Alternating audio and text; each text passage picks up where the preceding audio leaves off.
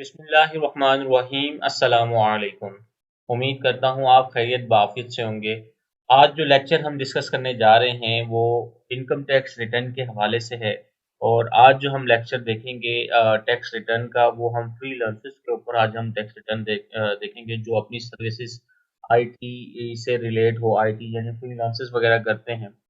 तो उनकी tax return कैसे फाइल की जाएगी। तो आपके सामने रिटर्न फाइल करने से पहले, यानी कि हम उस लेक्चर की तरफ जाने से पहले कुछ चीज़ों को डिस्कस कर लेना बहुत ज़रूरी है। जैसे आपके सामने एक चार्ट नज़र आ रहा होगा आपको, और इसमें आपके सामने दो सेक्शन मैंने यानी कि लिखे हुए हैं।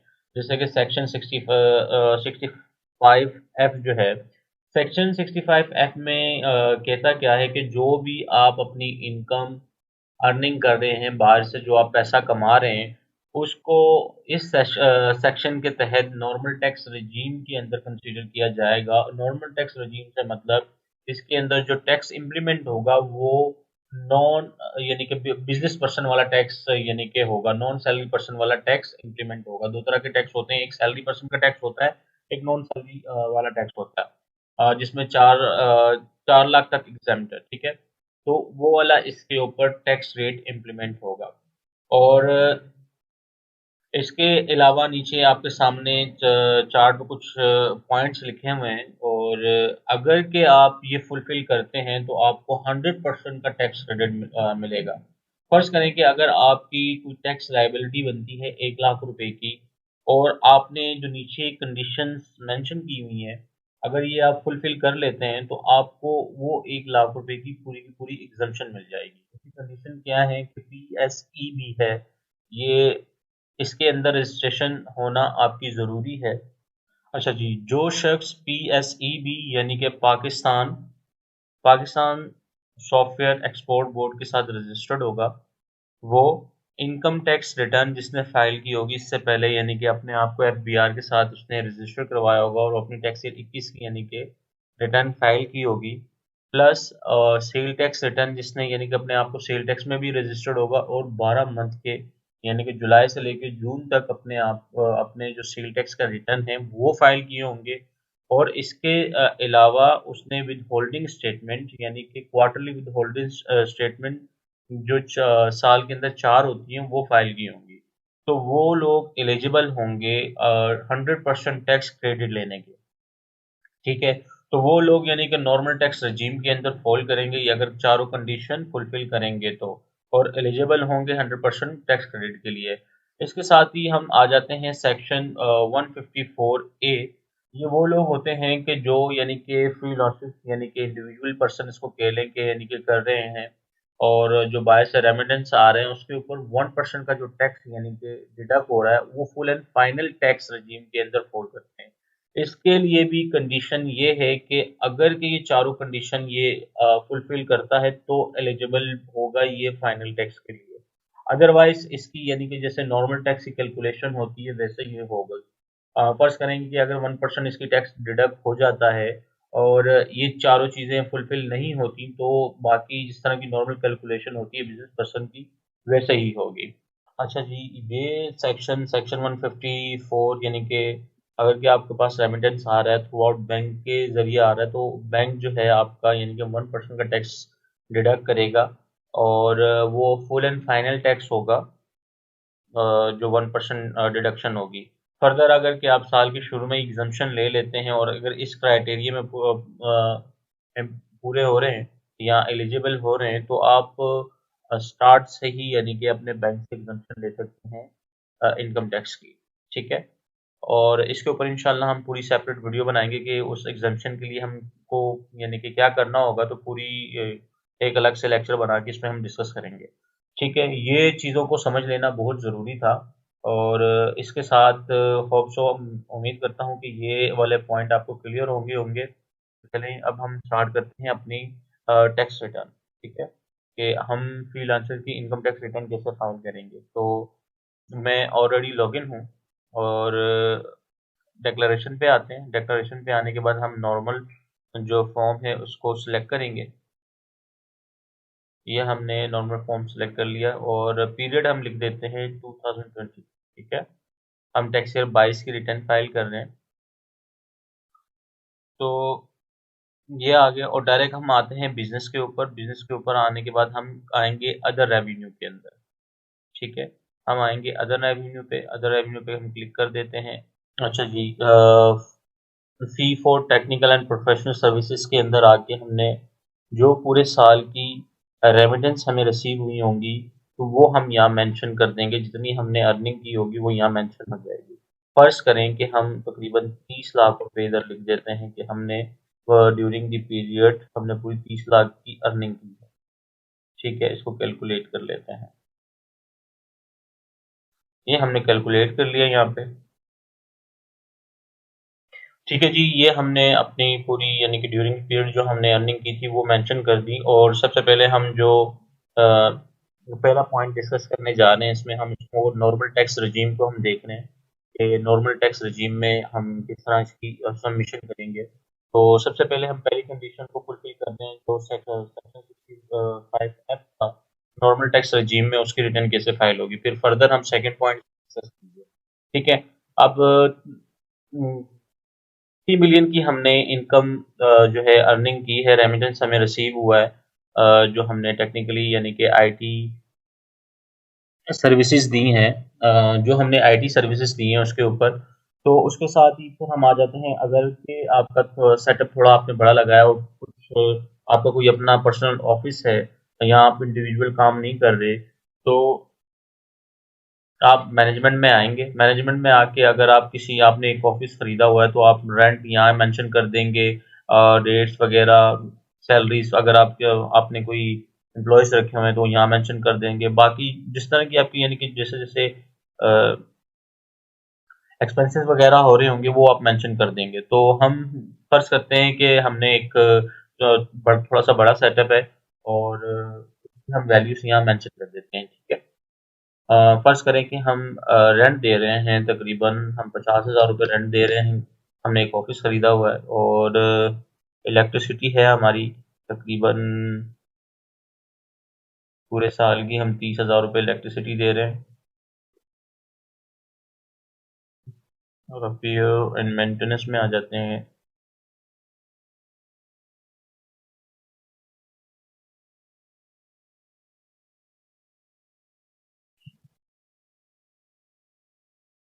ठीक है, पहले इसको मेंशन कर देते हैं।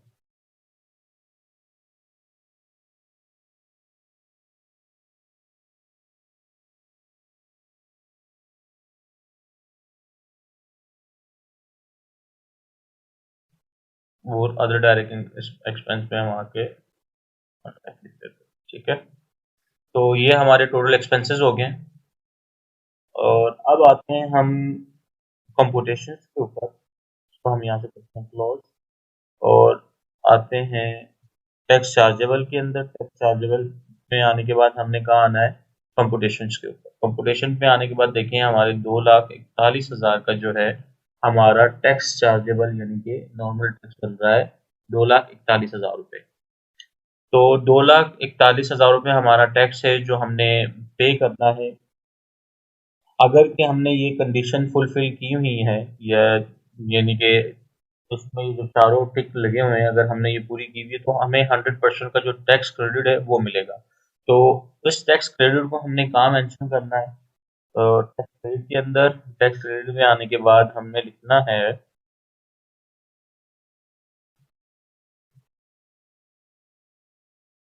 इस जगह पे। तो कितनी वैल्यू थी? तो हम आते हैं दोबारा कैलकुलेशन के ऊपर और यहाँ से हम वैल्यू ले लेते हैं ये वाली। और हम आते हैं पे और आपके सामने टैक्स क्रेडिट 70% इस जगह पे आके हम मेंशन कर देते हैं इस वैल्यू को और कैलकुलेट कर देते हैं।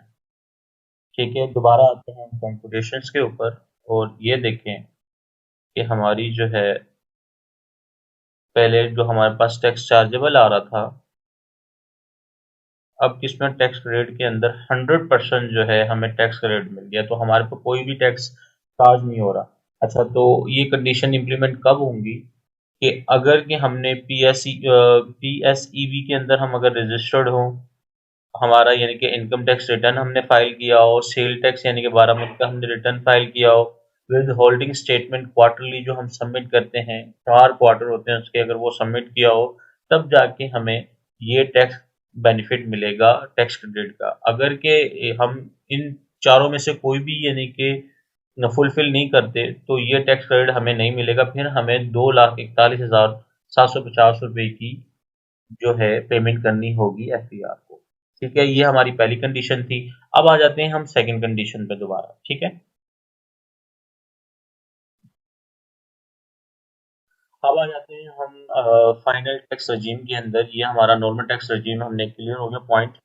अब आ जाते हैं दोबारा से हम फाइनल टैक्स रजीम के अंदर, तो हम आते हैं बिजनेस के ऊपर। बिजनेस के ऊपर आने के बाद हम दोबारा आते हैं अदर रेवेन्यू के अंदर। हमने सिंपली क्या करना है कि ये जो अमाउंट है इसको हमने क्या कर देना है, यहाँ से कॉपी करना है और यहाँ आके पेश कर देना है। ठीक है, तो ये उनके लिए है कि जिनके रेमिटेंस डायरेक्ट बैंक में गिर रहे हैं और 1% उनके ऊपर टैक्स डिडक्ट हो रहा है, ये उनके लिए है। ठीक है, ये देखें, ये हमने सिंपली क्या किया, यहाँ से कॉपी किया और कैलकुलेट कर दिया। इसी तरह हम आते हैं मैनेजमेंट के अंदर, और जितने भी अगर आपके एक्सपेंसेस ये इंडिविजुअल के लिए नहीं है, यानी कि फर्ज करें कि अगर इंडिविजुअल है तो वो अपने यानी कि खर्चे दिखाएगा ही नहीं, ये उसके यानी कि खर्चे आएंगे नहीं, और सिंपल उनकी इनकम जो है इधर आएगी और यहीं से वो खत्म हो जाएगी, क्योंकि उनकी सिर्फ बाकी जो ये मैनेजमेंट एक्सपेंसेस हैं ये तो होंगे ही। ठीक है, इसको हम यहाँ लिख लेते हैं सबको और इसको कैलकुलेट कर देते हैं।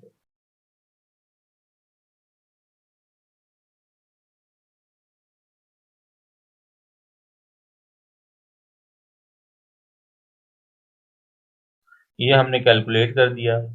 कैलकुलेट करने के बाद हमने क्या करना है, हमने आना है दोबारा टैक्स चार्जेबल के अंदर। टैक्स चार्जेबल के अंदर आने के बाद हमने क्या करना है, फाइनल एंड फिक्स टैक्स के अंदर दोबारा आना है। और सॉरी, टैक्स चार्जेबल के अंदर आने के बाद हमने क्या करना है, कंप्यूटेशन के ऊपर आना है। ठीक है, ये हम आगे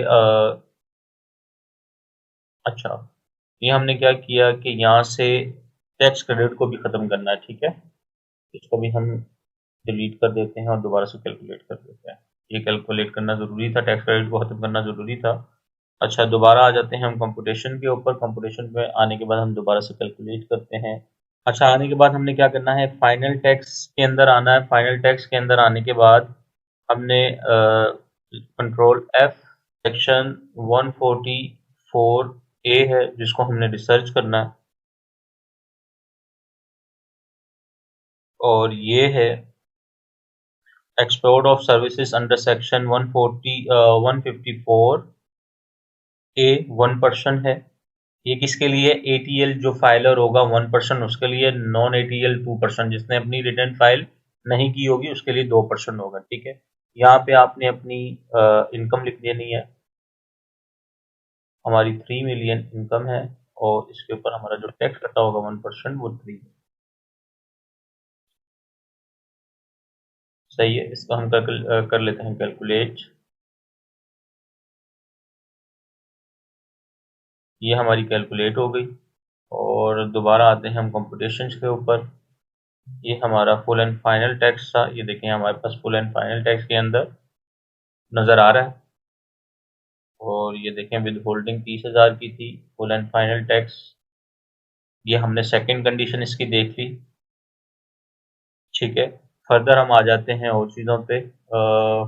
इसके अलावा आपके यानी कि जो एडजस्टेबल टैक्स वगैरह डिडक्ट हुए होते हैं हम वो मेंशन कर देते हैं।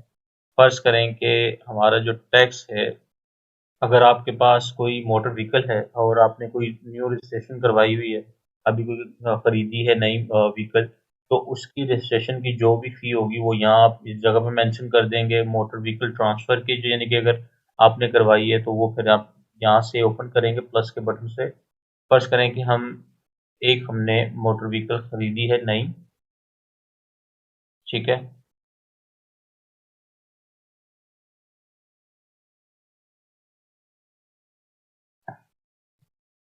ये सिर्फ मैं आपको बता रहा हूँ कि कैसे मेंशन करना है।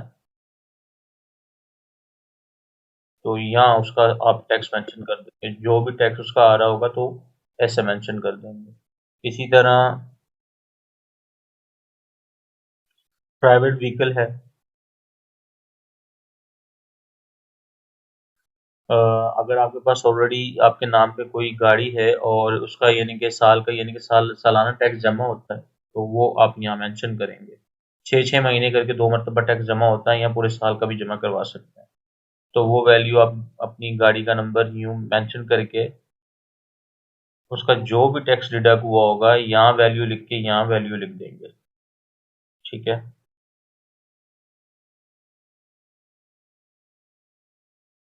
ये मैं वैसे ही आपको सिर्फ बता रहा हूँ, क्योंकि इससे पहले हम इसको डिटेल एडजस्टेबल टैक्स को हम डिटेल में इससे पहले डिस्कस कर चुके हैं।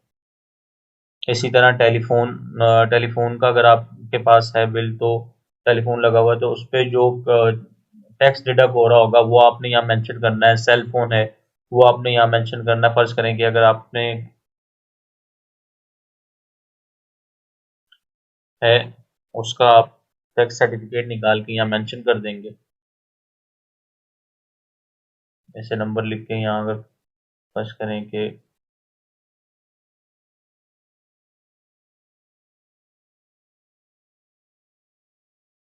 ये आपका टैक्स कट गया। ठीक है। इंटरनेट की कोई डिवाइस आप यूज़ कर रहे हैं या इंटरनेट की कोई सर्विसेज ले रहे हैं, तो आप यहाँ मेंशन कर देंगे।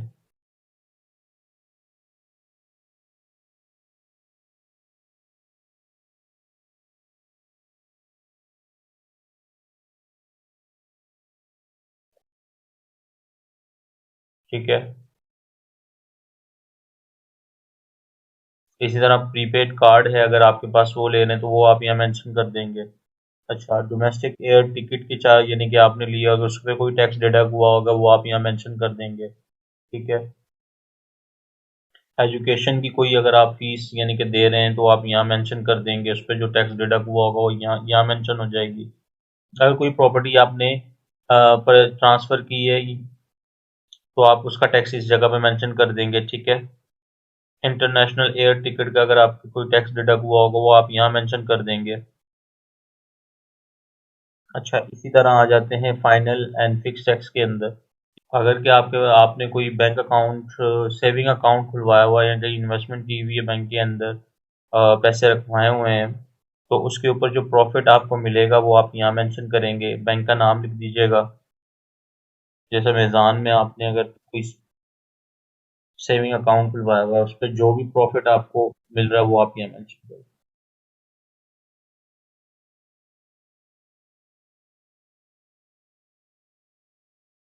इस जगह पे आप प्रॉफिट की अमाउंट लिखेंगे। फर्ज करें कि आप 1 लाख आपने पूरे साल का प्रॉफिट कमाया। ठीक है। और 1 लाख के ऊपर 15% टैक्स 15,000 बन गया। ठीक है। तो ये टैक्स आप बैंक ने आपका डिडक्ट किया होगा उसका सर्टिफिकेट देंगे, तो आप यहाँ मेंशन कर देंगे। ठीक है।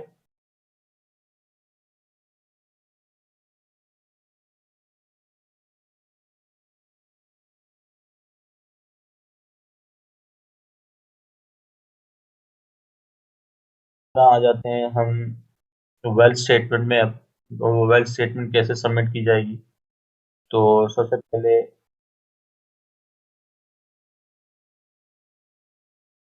इसमें आ जाते हैं। अगर कि आपके पास अगर फर्स्ट टाइम कर रहे हैं आप, तो आपके पास फॉर्म इसी तरह नज़र आएगा जिस तरह आ रहा है। और इससे पहले अगर आप अपना रिटर्न फाइल कर चुके हैं तो इस जगह पे आपकी सारी फिगर्स जो पुरानी आपने टैक्स ईयर 21 का रिटर्न सबमिट किया होगा तो वो नज़र आएंगी। तो जो फर्स्ट टाइम कर रहे हैं उनके लिए भी है, जो जिन्होंने इससे पहले अपना रिटर्न फाइल किया है उनके लिए भी है। तो फर्ज करें कि अगर आपने कोई प्रॉपर्टी आपकी है, आपके नाम पे है, तो उसकी वैल्यू आप यहाँ मेंशन कर दीजिएगा। पूरा एड्रेस वगैरह सही कंप्लीट लिख के। ठीक है।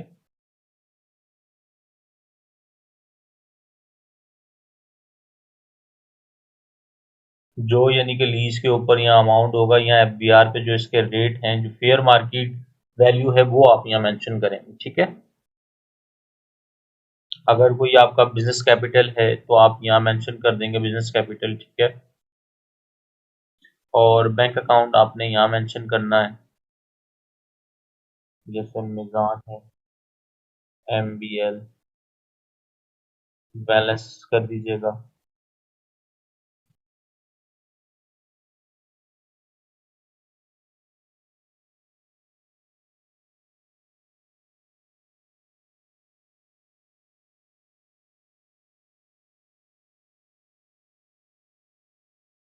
ठीक है,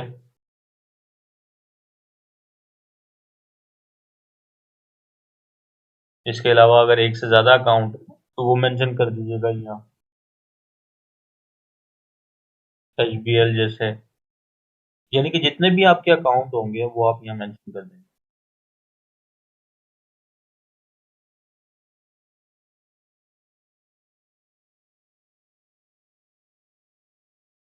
अच्छा, मोटर व्हीकल है आपके नाम पे, अगर आपने कोई गाड़ी खरीदी है या ऑलरेडी आपके नाम पे है तो वो आप मेंशन कर दीजिएगा।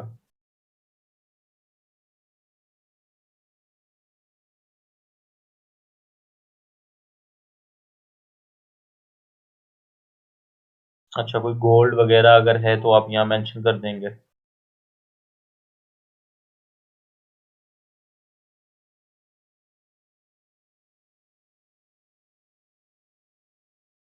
ठीक है, इन ये जितनी भी मैं चीज़ें लिख रहा हूँ ये आपको बताने के लिए लिख रहा हूँ, ये एक्चुअल में आपके पास ये जो भी चीज़ें होंगी उनके एविडेंस भी होना ज़रूरी है। अच्छा, कैश वगैरह है तो आप यहाँ मेंशन कर देंगे, अगर कोई BC वगैरह आपने डाली हुई है तो उसका अमाउंट भी यहाँ मेंशन कर सकते हैं। इस जगह पे भी कर सकते हैं तो यहाँ भी कर सकते हैं कैश के आइटम पे, ठीक है। तो फर्ज करेंगे हम यहाँ लिख देते हैं हमारे पास तकरीबन 3 लाख रुपए कैश है। ये हो गया।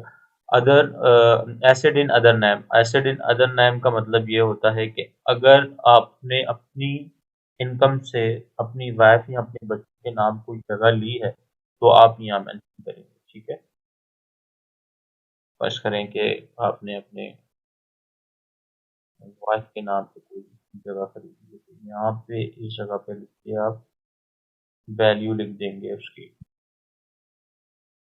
ठीक है। ये हो गई। और एनी अदर एसेट, यानी कि एनी अदर एसेट के अंदर आप वो वैल्यू मेंशन करेंगे। फर्ज करें कि अगर आप कोई प्रॉपर्टी खरीदते हैं और उसके डॉक्यूमेंट्स वगैरह भी कुछ भी नहीं बने, आपने सिर्फ टोकन के पैसे दिए हैं या एडवांस दिया है तो आप यहाँ मेंशन कर सकते हैं, ठीक है। और इसके अलावा अगर आपने किसी के पैसे देने हैं या बैंक से कोई लाइबिलिटी आपके ऊपर है तो वो आप यहाँ मेंशन करेंगे क्रेडिट के अंदर, ठीक है। नीचे जो आ रहा है तो टोटल लाइबिलिटी आ जाएगी। तो ये हम कर लेते हैं कैलकुलेट। फिर आ जाते हैं हम पर्सनल एक्सपेंसेस की तरफ। अच्छा, अगर के आपके पास कोई डिटेल बनी हुई है इंडिविजुअल, जैसे रेंट, रेट, हर चीज़ अलग अलग है तो आप मेंशन कर सकते हैं।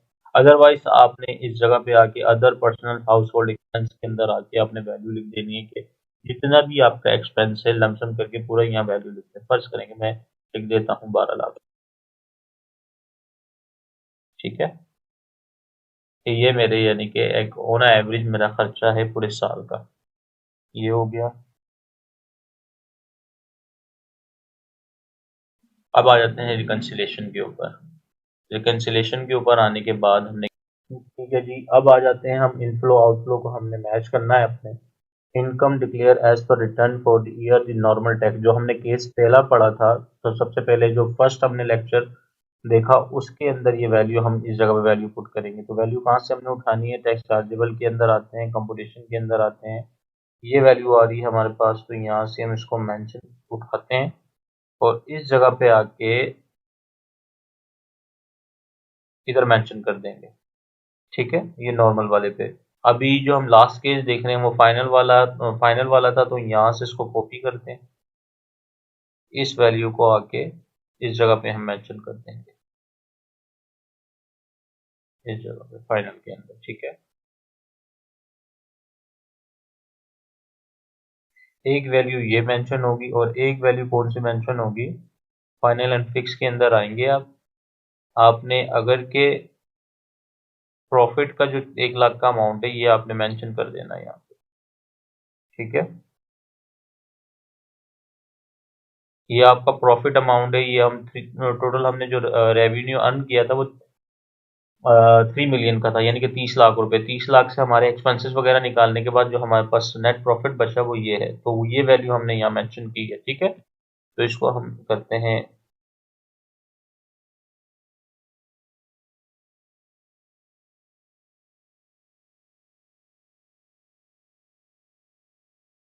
इस जगह पे हम 4 कर देंगे।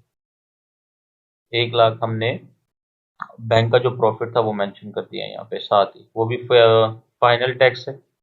फाइनल यानी कि इनकम कहलाती है, इसी जगह पे वैल्यू उसकी आ जाएगी।